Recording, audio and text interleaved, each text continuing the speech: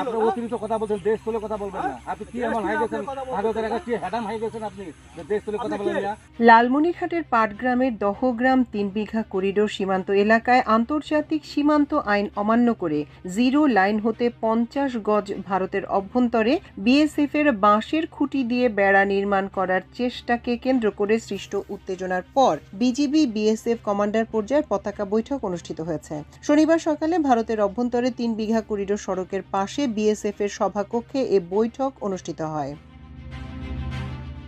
একই দিন ভারতীয় ফেসবুক পেজ সি নিউজের ভিডিওতে দেখা যায় সকালে ভারতের পশ্চিমবঙ্গের মেঘলিগঞ্জের বিধায়ক দধিরাম রায় ঘটনাস্থলে আসেন। তিনি বিএসএফ এর ঊর্ধ্বতন কর্মকর্তাদের সঙ্গে কথা বলেন। এ সংক্রান্ত একাধিক ভিডিও সেখানে প্রকাশিত হয়।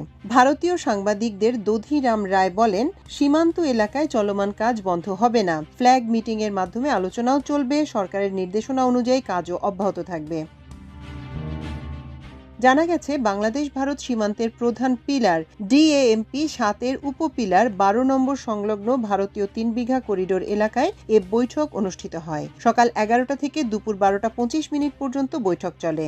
বৈঠকে ভারতের পক্ষে নেতৃত্ব দেন ১৭৪ বিএসএফ ব্যাটালিয়নের কমান্ডার বিনোদ রেডু ও ৩০ বিএসএফ ব্যাটালিয়নের কমান্ডার এস নারায়ণ মিশ্রা। বাংলাদেশের পক্ষে নেতৃত্ব দেন বিজিবি রংপুর ৫১ ব্যাটালিয়নের অধিনায়ক lieutenant colonel Naziur Rahman.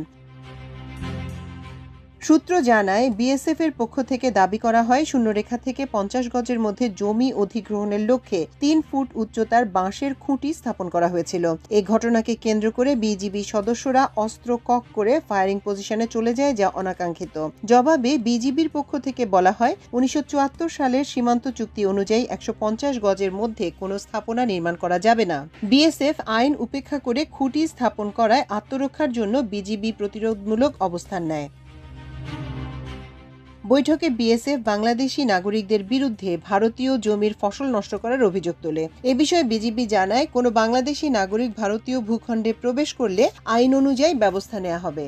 BGB আরও জানায়, সীমান্ত এলাকায় কাঁটাতারের বেড়া নির্মাণ করতে হলে তা অবশ্যই ১৫০ গজের বাইরে করতে হবে।